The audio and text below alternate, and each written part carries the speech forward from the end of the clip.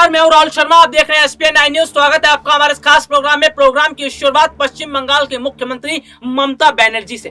क्या ममता बनर्जी हिंदू और मुस्लिम में फंस कर रह गई हैं? सवाल ये है कि क्या ममता बनर्जी को हिंदू और मुस्लिम दोनों वोटरों से खतरा लग रहा है कि कहीं हिंदू वोटर ना साथ छोड़ दें, कहीं मुस्लिम वोटर ना साथ छोड़ दें। तभी तो देखिए ना, ममता बनर्जी जो पहले कभी चंडी पाठ नहीं करती थी, जो ममता बनर्जी कभी मंदिरों में नहीं जाती थी, वो ममता बनर्जी अब मंदिरों में जा रही हैं। वही ममता बनर्जी अब मुस्लिमों को याद कर रही है, वही ममता बनर्जी अब हिंदुओं को याद कर रही है। अब मैं आपको यहाँ पर बताऊंगा कि आखिरकार ऐसी वजह क्या है कि ममता बनर्जी को याद आ रहे हैं हिंदू, और ममता बनर्जी किस तरह से हिंदू मुस्लिम वोटर में फंसकर रह गई हैं। दरअसल अगर बात की जाए तो बंगाल चुनाव बहुत ज्यादा अब टीएमसी के लिए महत्व रख रहा है। अगर बात की जाए तो बंगाल में जिस तरह से ममता बनर्जी ने एक खास वर्ग को ज्यादा बढ़ावा दिया और एक खास वर्ग को नीचे की तरफ रखा, वो बातें भी किसी से छुपी नहीं है। जब दुर्गा पूजा विसर्जन के समय जब ममता बनर्जी परमिशन नहीं दिया करती थी और जिस तरह से हिंदू वर्ग के जो लोग हैं वो ममता बनर्जी के खिलाफ खड़े होते थे, तो ममता बनर्जी उन्हें दबाने की कोशिश करती थी। तो कुल मिलाकर अगर देखा जाए तो ममता बनर्जी को खास तौर पर डर लग रहा है दो वोटरों से, हिंदू और मुस्लिम वोटर से डर क्यों लग रहा है और हिंदू वोटर से डर क्यों लग रहा है, अब आपको विस्तार से यहां बताऊंगा। मुस्लिम वोटर पर पहले बात करेंगे और आपको समझाता हूं कि आखिरकार मुस्लिम वोटर से डर क्यों ममता को लगता हुआ नजर आ रहा है। दरअसल इस बार की अगर बात की जाए तो पीरजादा अब्बास सिद्दीकी जो ममता के करीबी बताए जाते थे, उन्होंने टीएमसी का साथ छोड़कर एक नई पार्टी बनाई। इसके बाद असदुद्दीन ओवैसी ने एंड टाइम पर चुनाव लड़ने का ऐलान कर दिया और अपने उम्मीदवारों को उतार दिया। ऐसे में ओवैसी और पीरजादा अब्बास सिद्दीकी ये दो बड़े चेहरे बंगाल में खड़े हो गए और ममता के सामने खड़ा हो गया मुस्लिमों का वोट बैंक का संकट। ममता बनर्जी को जो पहले मुस्लिम वोट एक तरफा पड़ा करते थे, आज वही मुस्लिम वोट बटे हैं। आज मुस्लिम वोट बटे हैं ओवैसी और पीरजादा की वजह से। तो ममता बनर्जी को डर लग रहा है कि अगर ये मुस्लिम वोट बढ़ गए तो उनका चुनाव में हारना तय, क्योंकि मुस्लिम वोटों की वजह से ममता बनर्जी अभी तक ज्यादा चुनाव जीतती आई है। चलिए अब बात करते हैं हिंदू वोटर्स पर। दरअसल अगर मैं बात करूं, हिंदू वोटर्स को लुभाने के लिए ममता बनर्जी मंदिर भी गई, उन्होंने चंडी पाठ भी किया और बाकायदा वो मंत्रों का जाप भी करा रही है। यानी कि ममता बनर्जी ये पहले से जानती हैं कि हिंदुओं को उन्होंने ज्यादा अहमियत नहीं दी और बंगाल में जो हिंदुओं की हालत थी ये किसी से छुपी नहीं है। तो कुल मिलाकर अगर देखा जाए तो फिलहाल ममता बनर्जी के सामने हिंदू और मुस्लिम ये दोनों वोटर्स हैं जो इस वक्त चुनौतियां बने हुए हैं। लेकिन अगर पूरी खबर की बात की जाए तो ममता बनर्जी इस वक्त डरती हुई नजर आ रही है, क्योंकि बंगाल में बीजेपी जो कोशिशें कर रही है उस कोशिश में शायद बीजेपी को फायदा मिल सकता है। लेकिन अगर बात की जाए तो ममता बनर्जी ने भी कच्ची गोलियां नहीं खेली है, राजनीति की अच्छी समझ रखती है और ममता बनर्जी चुनाव मोड़ना आसानी से जानती है।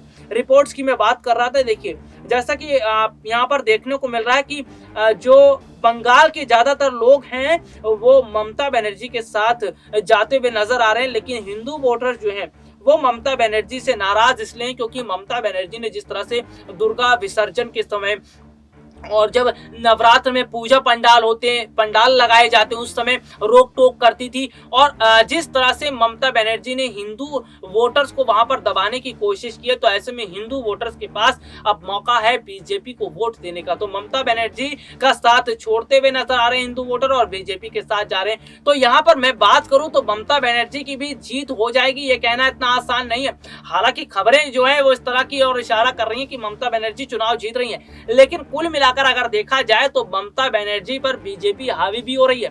अभी तक बीजेपी ने जो रणनीतियां अपनाई और जो दिग्गज नेता बंगाल में उतारे, इसका साफ मतलब यह है कि बीजेपी पूरी तरह से ममता को हराने के लिए अपनी फौज लेकर आई हुई है। बीजेपी ने जो फौज खड़ी कर दी है बंगाल में, उसी फौज से अब ममता को डर लग रहा है, क्योंकि ममता बनर्जी अकेली पड़ी है और टीएमसी का ऐसा कोई दिग्गज नेता नहीं है जो ममता बनर्जी को जो है उनकी मुश्किलों को कम कर सके। हालांकि अगर मैं बात करूं, महिला मुख्यमंत्री होने के नाते ममता बनर्जी पूरी मैदान में डटी हुई है और जिस तरह से वो स्थितियों को संभाल रही हैं, इसे देखकर ऐसा लग रहा है कि ममता बनर्जी हार मानने के मूड में नहीं है। लेकिन अगर स्थितियों की मैं बात करूं तो पश्चिम बंगाल चुनाव बहुत ज्यादा दिलचस्प हो चुका है और खास तौर पर नंदीग्राम सीट का माहौल क्या रहेगा और नंदीग्राम सीट की पर जीत किसकी होगी ये तो नतीजे तय करेंगे। लेकिन अगर बंगाल चुनाव की मैं बात करूं तो बंगाल चुनाव एक बार फिर से दिलचस्प मोड़ लेता हुआ नजर आ रहा है, क्योंकि चुनाव में जो जुबानी जंग है वो लगातार देखने को मिल रही है और जुबानी जंग से साफ पता चलता है कि माहौल बहुत ज्यादा राजनीतिक यहाँ पर गर्माता हुआ नजर आ रहा है। बंगाल की बात इसलिए भी कर रहे हैं क्योंकि बंगाल का जो महत्व है और बंगाल के नतीजे जानने के लिए अब बहुत सारे जो लोग हैं वो बेसब्र होते हुए नजर आ रहे हैं। अगर कुल मिलाकर देखा जाए तो सबसे ज्यादा अहम चुनाव बंगाल चुनाव है।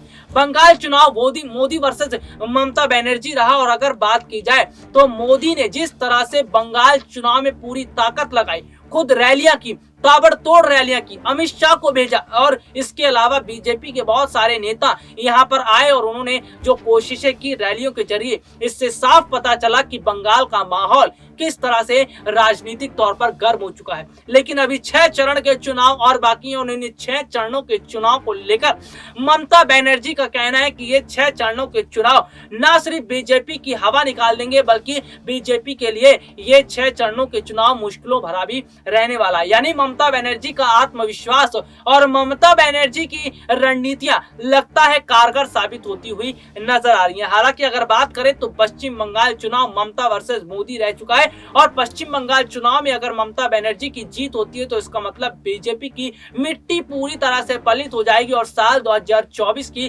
तस्वीर भी यहां पर सामने आ जाएगी। तो कुल मिलाकर अगर देखा जाए तो स्थितियां बहुत ज्यादा अलग होती हुई नजर आ रही है। लेकिन बंगाल चुनाव में जिस तरह से ममता बनर्जी ने पूरी कोशिश की है, इसका मतलब यह है कि उन्हें बंगाल की जनता पर पूरा भरोसा है और बंगाल की जनता का जो है वो ममता के साथ आएगी या नहीं ये तो नतीजे तय करेंगे। लेकिन 6 चरणों के चुनाव अभी बाकी हैं और 6 चरणों के मतदान होने के बाद तो अब पिक्चर पूरी तरह से क्लियर हो ही जाएगी।